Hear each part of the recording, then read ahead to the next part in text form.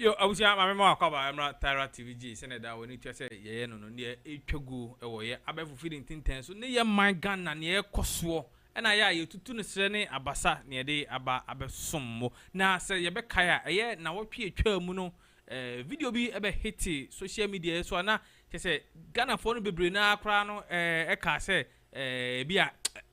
plantain. Na ni nyina no ekoba say Obabia na ya kidnap no ya chichire no na sabi ye bono na ne say ne nufu nyina guso na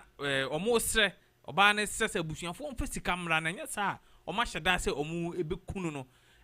bebre na afa ne se ya agro bebre na nso afa ne si na Ghana police de ye afa ne se ya agro no na Ghana police ye thorough investigations afa ho with the help of national signal unit no na abusua omo de omo hunu se cartel bi a both Ghana and Nigeria ana akambo ma omu di sa abone no na abusua omu di dey mu ewurawura mu with the current IGP obaye no say actions are or dey eba no abusua ano den asem wan say na video no no kre na ne ekoso no nyina no no kre amenne yatumi akọchi wo mo akidna age ema mienu no Ghana for ma no ye won twan mu say Nigeria ban ede omo ebeba asomdwe mu na Ghana police aba abonten aba be kire kwan kidnappers yi fa so ede Ghana for mai mo mu hu say omo do omo odomu nti omo emesra omo Nigeria ema yi nso free Ghana emema bebrebe gu Ghana no ma nya bi alata omo ko ya senyamia mfafia anka Ghana ya anti asempa no Ghana police ababonten abechire na yenko tie omo press release omo dabo ye wi a senior man bi wa ha ye be baba nsemu yenko tie mra. Good afternoon, ladies and gentlemen of the press. Once again, you are welcome to the CID headquarters for this press briefing, which is intended to provide updates on the following cases of interest. The first is a recent kidnapping of 2 Ghanaian women in Nigeria. The second is a pirate attack on MV Menhin 1 and abduction and subsequent rescue of 3 Chinese crew members. And the third is the arrest of suspects in connection with the murder of 5 people at Isiyao near Insawam in the eastern region. So for the first case, the kidnapping case, as we recently brought to your attention, a collaboration between the Ghana Police Service and the Nigeria Police Force with support from the National Signals Bureau resulted in the rescue of 2 Ghanaian women, Anastasia Beidu and Evelyn Sewa Kunedu, who had been kidnapped in Nigeria. 8 people have so far been arrested in connection with the case. 5 of the suspects were arrested here in Ghana, and the remaining 3 were arrested in Nigeria. Details of the case are as follows. On 25th April 2025, the Missing Persons Unit of the Ghana Police Service received a complaint from a relative of Anastasia Beidu that on 22nd April 2025 at about 0900 hours, the victim left home and traveled to Hohoi for a routine medical checkup, but did not return. However, on 24th April 2025, they received a video of the victim with a message indicating that she had been kidnapped to Nigeria, and the kidnappers were demanding a ransom of 500,000 Ghana cedis. On 30th April 2025, a relative of another victim, Evelyn Sewa Kunedu, reported at the Missing Persons Unit with an extract of occurrence from Regional CID, Kibi, and reported of her kidnapping as well. She indicated to the police that on 22nd April 2025, at about 16:45 hours, the family received a video showing victim tied up to a chair in a room, telling them that she had been lured to Nigeria and kidnapped and thus needed their help. The kidnappers demanded a ransom of 500,000 Ghana cedis. A phone number registered in the name Bukari Danladi was provided to them for the payment of the ransom, and that she had paid 5,000 cedis to the said number in advance. Later, another payment of 8,000 cedis was made to another number registered in the name Barikisu Mohammed. Investigations immediately commenced following the receipt of the first complaint. A team of experts comprising officers from the cybercrime unit Missing Persons Unit, Anti-Armed Robbery Unit, and the Police Intelligence Unit, with assistance from the National Signals Bureau, worked around the clock to get to the bottom of this case. A review of the videos on both victims revealed that the two videos were taken at the same location. The same amount of ransom was demanded, and the mobile money number provided for the payment of ransom was also the same. Police commenced a manhunt for persons in possession of some phone numbers which had featured in the investigation and registered in the names of Bukari Danladi, Amalbio Alfred, Alimatu Salifu, and Mama Mahase Ni Mate. On 29 April 2025, the police arrested suspect Alfred Amalbio, who recounted that he was not directly involved in the crime, but mentioned one titles Imba Awuni, who had used his Ghana card details and that of his brother Akobia Sunday to register their SIM cards and sold them out to the Nigerians without their consent. On 1st May 2025, the Upper East Regional Police Intelligence Department arrested 4 suspects, namely Christian Emeka, 27, Basil Okonkwo, 29, both Nigerians, Titles Imba Awuni, 25, and Amalbio Alfred, 21, both Ghanaians, Abogatanga, and escorted them to the CID headquarters for further investigation. On 2nd May 2025, personnel from Headquarters Police Intelligence Department arrested suspect Mama Mahase Nimate, 33, at Teshi. 3 suspects, namely Peter Okoye, age 31, Polenos Chidokwe, age 35, and Chinonso Okafo, age 35, were arrested in Port Harcourt, Onitsha, Nigeria, and the victims rescued from them. At this time, steps are being taken to receive the victims from the Nigeria Police Force. After the interrogation of the suspects, it came to light that suspect Titus Imba Awuni, who is a mobile money agent in Bogatanga. The suspect had links with one Abdul Mubarak Zakaria, an employee of one of the telecommunication companies, who has allegedly given him his official login credentials, and also forwards the one-time PIN for 2-factor verification to him, which he uses to log into the SIM registration app of the telecom company to register subscriber SIM cards with other people's Ghana card details without their consent and sell same at 150 Ghana cedis each. Suspect Emeka Christian told police that in April 2025, he invited suspect Basil Okonkwo from Nigeria to Ghana to assist him to do business and gather money to perform his father's funeral. He added that one Peter Okoye called him and requested his mobile money number to receive some money. He forwarded his MTN number to him, and thereafter he was informed by suspect Peter that he had kidnapped some Ghanaian ladies who are with him in Nigeria. Hence, he will use his mobile money accounts to collect the ransom, which he obliged. Later, Peter Okoye called that he needed an additional mobile money number for the same purpose. He then went to Titus Imba Awuni again and bought another SIM registered in the name of Alfred Amalbio and forwarded same to Peter Okoye.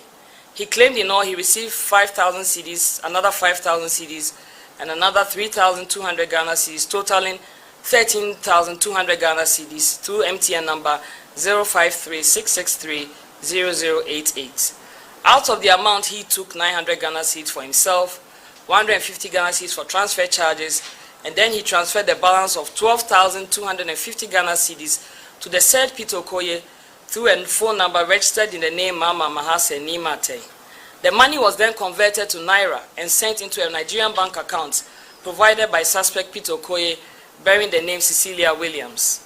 Upon the arrest of suspects Christian Emeka and Basil Okonkwo, both Nigerians, the Ghana Police Service was able to establish the identity and true address of suspect Peter Okoye, who had custody of the victims. These details were then shared with Interpol Nigeria,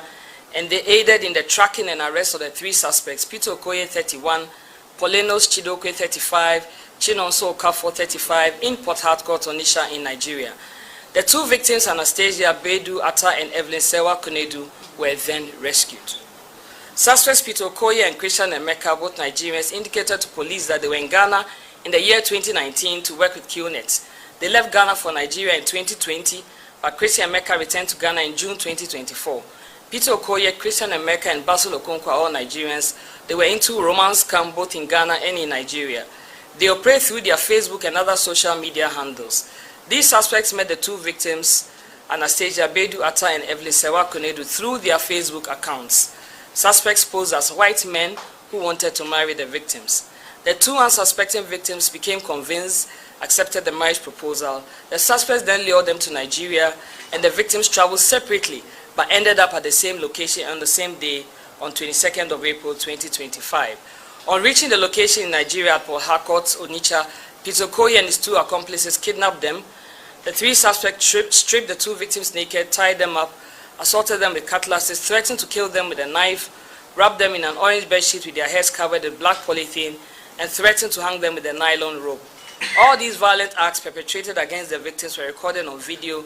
disseminated on social media, and also a copy was sent to the victims' families with a demand for ransom of 500,000 cedis from each of the victims' families. A total of 18,000 Ghana cedis was paid to various phone numbers from the families. As of today, both suspects and victims are with the Nigerian authorities, and efforts are being made to transport the victims to Ghana and also extradite the suspects to Ghana to assist investigations. At the moment, information received from our counterparts in Nigeria indicates that both victims are fine and they have received routine medical checks. Further updates will be communicated when the victims are received in Ghana and we are able to listen to them and hear their side of the story. At this juncture, on behalf of the Inspector General of Police, Mr. Christian Tete Younu, and the entire police administration, I wish to use this opportunity to commend all our officers who worked on this case. I would also like to thank the Nigeria Police Force and the National Signals Bureau of Ghana for their invaluable support. The success achieved in this case underscores the critical need for enhanced interagency cooperation as well as cross-border cooperation, because in all of this, we win when we work together. While we celebrate our success stories, it is also a good time to call on all of us to exercise extreme caution when we are online so as not to fall victim to fraudsters who take undue advantage of unsuspecting persons. Do not believe everything you see, hear, or read online.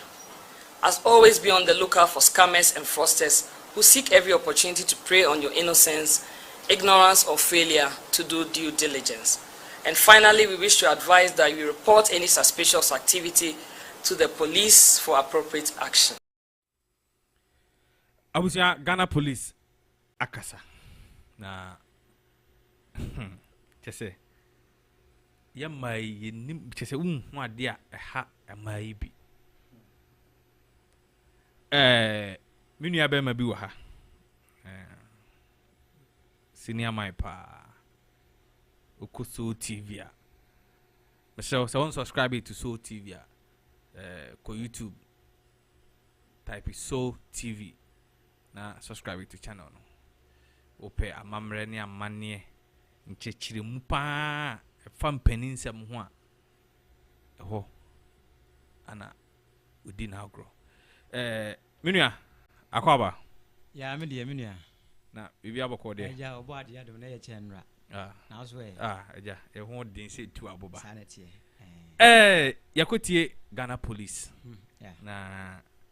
pensema omo ka no se ene nyena ye kra ye susu se ebi a omo kidnap ma no ekodi dwa ekwe se normally mostly no ye Ghana for no ma ye titu adwadi for no Nigeria ana omo ko form niam Nigeria Togo ni we no entina we were thinking say ebi a okoye business krampo ni yachi wo krampo ana yachi wo na not knowing say odo Edian o kan fa ho asem no aye ne ho ese besipane kuna haban se be yata ne besafo sa issue na ekoso sa no ho bra se be mu owremo ene to da bi so aya na nsem bi hakakra meka ne se ne odi ka kan se wudi onim se okodi dwa ena asem esan kura akoto no se wonim se okombra twen yati kurom ha meme ye Ghana ni osu ye Ghana ni emaba wo bi ti kurom aso mo mpe wo yonko Ghana fo mema na Ghana fo mema ye ni ho hwe ye stingy ye nsechi ye den ebia mu ntua ye ntua say na sabi o meme de me bia me ko aduma say 50 Ghana menya na say 200 Ghana menya me so say me mpran no na me tia me make sure say so de menya ma so bebo na so aboa tinga me first kan na ma oni na sabi me bobra Dabi. Wa ma ware kwa na me no tifie kura mbona. Sikara se me save kakra to baabie. Na daati bi no yenye bibi de etie den ato. Da bi na be ha dan. Nigeria fo ya ma dan boy din wo Ghana ha. No de asem no pa. Dan boy ya den masa. Bra. Asem no ana waka no. Asem kan me serious pa o. Asem no ana waka no. says ya landlord for organ has a kumasi F4 suyan crafo. Uko high than unkuta a man, Timber or 1,000 galaxies that won't be high. Timber 10 million. Country's got 10 million. I'm making Timber Hall. Singing room unkuta bear a 50, 600, 700 count me. If you crampono, if you Timber will come in my 1,000, if you grab any much in a sa. No one was a brand here, Bobra, no one was Sicano, Kakranka, Kuzika, 200 and something million. I come a few for 2 years. Nebra, you may know ye. What you want to say? You say, Intino, Omama, Nigeria for Nama, Ghana sits and cry, Diamayeti Mufono. Bauka, Obisuti a tra, or no Yajuneta. You come in him say, one no, Ebia making, dear, or no Nigerian and watch them money a day, a yebi. So what I say? But Ghana koyo maya, I say, Yakoye, like, or bad time, my beer. Your beer will be a bar. Sending Nigeria for Baha a business, a behind them. I think the sounds on a Ghana for Nigeria. Because Nigeria, you Ghana phones who are almost behind Diana. Nigeria phones who say, yes, Sika a day Bahono son. Say, I mean, Brebra, say, I mean, so I did say Ghana. And you probably don't send a what Ghana has say more to a quarter Nigeria. Oh, Nipo. Men can cry. Doctor Cocotin. Minim say was set up in the factory in Boha or they short or the call echo your market new way. Now, in comfort do 50 Nigeria Bagana. Yet me deport only Ghana anyway deport to be do cum. Nigeria for Bagana dosun. It one fraud near money too much or Ghana do. And the Penifona sorry. Mpenimfo sorry pa na se o man gensi sa ne mane man ketengete na sa kiu na kino ti abai ebi no me che guys no e na wo oba na otia sebe wo mpena no ma kakra wo mpe Nigeria ni bed ya wo ofa wo so ne mpena e na wode nyansa kwade awe wo no o communist kakasi afiri o ma me no papa ho na wo says kana 500,000 na mu buza 100 papa no komo wo papa kra wo bi wo hu bi da afi na wo frɛ yi so yeah, better police force was pa. I mean, no, mas Ghana police have my idea. I mean, Sramo because a Jumadina Mudi, no, Sabi, na a muhu, acquire Sabi, we won in Quanquantao. Panyamia, do what me I rescue Mamma and my idea. I mean, some pa. Na Ghana from man no enfanya the Sunya my own. Na your pet, I be one had do. Yes, I be one ha. Nasabra, I be one had you be up. Hey, Minia, I be. Obia pa bi wa ho na ye se oba akọ awade a e ka bon fama bema bibi ba on famra fi bema de okọ awa bema de bema ka so pe oba a wo ska le bema ye se ye men ensem ye se men ensem ha e ma ne pa bi wa ha do ye mpe da bi be ye da se ye no da bi ye no mi so mo be so wo hweme so wo hweme oba na ge na oto na hweme so hweme so hweme nim wo hweme Mona mayama sebi mayama etimamufuo ni bi young girls ni bi fati bi ebi ni kwaso mukom ho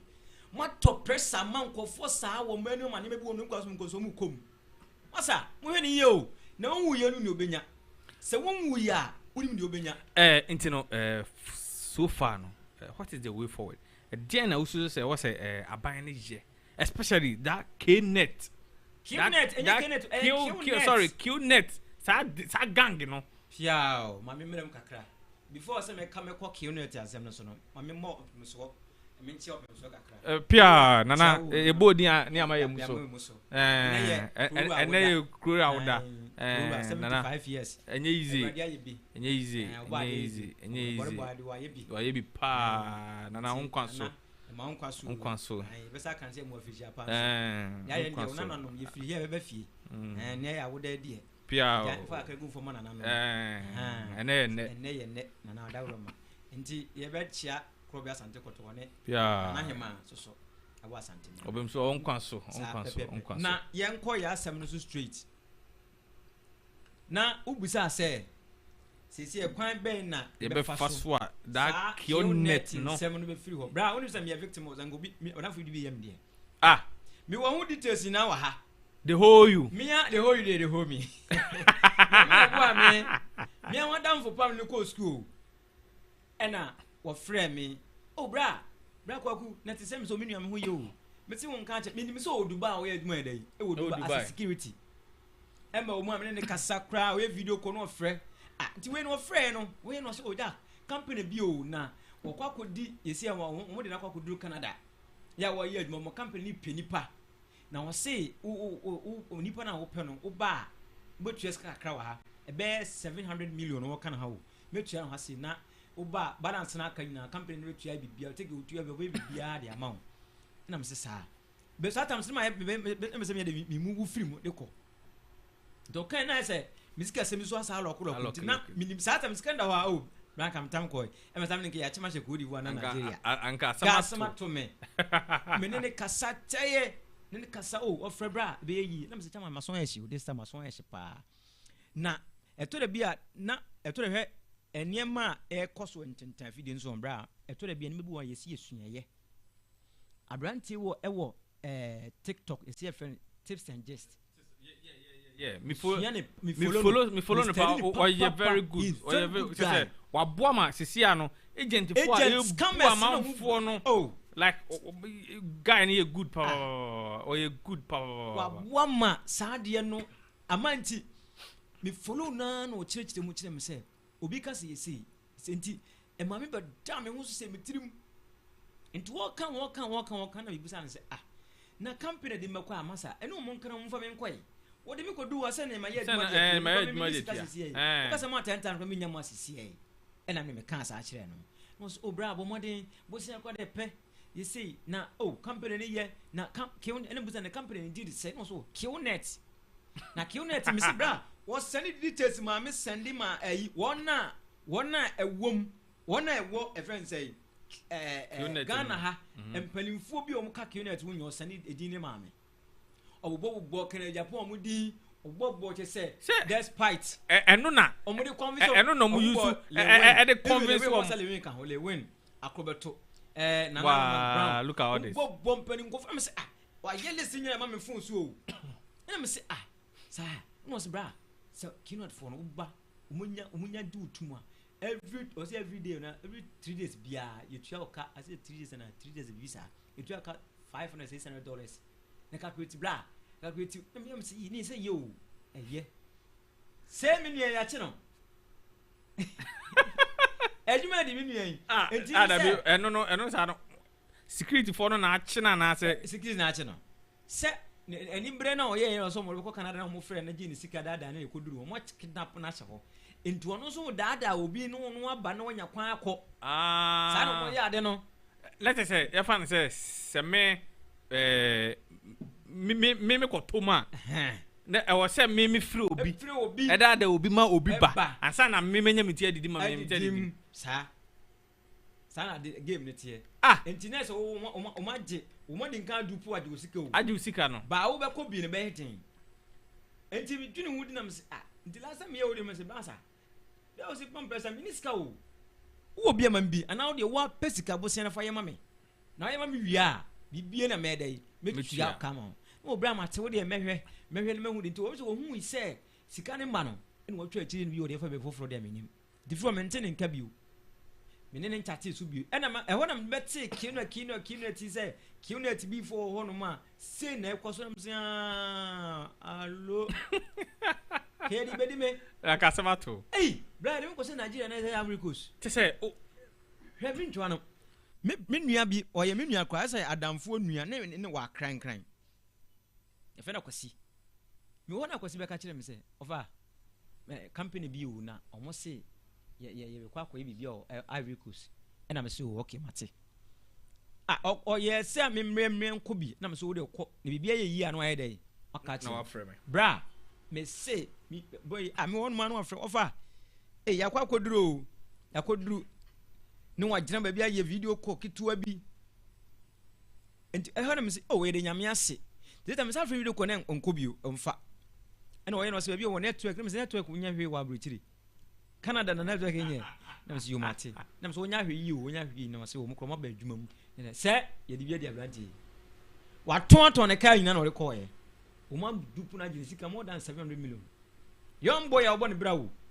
enti mesrese Ghana mpanimfo tie ye nea omumfo mu nansi fom wo saa kiwnet nsemi ho omunam a omosi omode omoton ka omoye company omotonton ne ma omoboa okay omunam omokuta laptop ebi kuta laptop ne obiem aya wo kyerɛkyerɛw trading ekwan fa so wo trade wo to ade wa ha boyese bra omoboa emma wom yemunam otwefo no so a no asase agya no wokɔ woboa fraud adwuma no mo ye omo de gin kofa sna I can say coming for papa nti be sre Ghana police for senia omotime aboa me agye anua ma no mienu omo ntoko so nya adwuma because adwuma no ankofo no ye no sebe nya adwuma ketoa omo aye wanwe so omo ye den na Ghana for so e too desperate be too kwan yes mo so what na bra me enokra na me concern pa because ye wo ekwan pa no wo ho because o de imagine say obi gi 70,000 free wo say me do too kwan abra unim say minya agent bia o ye good a wo de me beko enti the day enti na wo mfa kwan pa no so na wo mfa nye dan say qnet wo be ma wo chese bra on say nansi omo ebe rescue nkwala ne bi wo Kenya se abrem ho na okohwe aduane omudi council emoase edan single room ya pa kumagumo ani single room ba ko yesi nkwala be 15 omugum ana dam ne bi so ate omo pe ba bi e fe a na se ne ya hye mo yesi konkonte winter jacket ni ya konkonte go se snow na hash bra hey Ghana ya obende enyo mo a o mani mai din o mani mai din bra wasema na oken sabio obi no chiri for sampa kodo de ntia me ka se obi o chiri for sampa kodo say agent for na ba Ghana so problem bra Schengen visa ni ji eyesen asam no se wo je Schengen visa eyesen even nipa no wo ye tourist visa kwa na amanam na ko tourist ko visit mponi ade a ana tourist na ye man de awura mu a tourist na wo book ne na wo book o kwa hwe ni nyina no sika se na wutua mo ho hotel book na wo book ya ju sika enso so agent fo ni betimi calculate sika bia ma wo a bra Schengen ebitimi je 1.2 billion 100,000 o de te wa kwa na 80,000 Ghana cedi for Schengen how come ya no answer na amene enti wono so hu ni saa no nipa no so woto no hu nya saa se oh ya se nkofo be be so mo keynote for omutim no wako akodu ko no ya dwuma atua bra ha no ti for sampa kodo eno wonim one thing is say yempa dusua ye Ghana for no yempa research yempa dusua no so ye fact pa because oko online e bia se Canadian embassy a process ni nyina e wo ho saa se uyo bia opa dusua obehu na like why are willing so be to kwanya na nka wo hia mpo se obekọ agent dabi because embassies ni nyina no e wo omo process ni nyina e wo omo online portal so you say bank statement register company kokoje police report ma ye hu se ye wo cancer yellow card o se den ni ye hu ni se wo ye genuine ukodu embassy questions ye baby saw no bibia to toma eno no sa ye de office abema bet ye mpa de sua ye chese always bia na ye pese obi na ye maye nti se sa no so de na ehunu se nipa no tambia obebu eno kure bra de wo kana ewo mu pa de sua de Ghana ye mpa de sua akoye nipa maako na ye ye mpa de sua nya de akoba nyina ne se on se ye pe shortcut ni duro eno na ewie se haye no se kwantie bia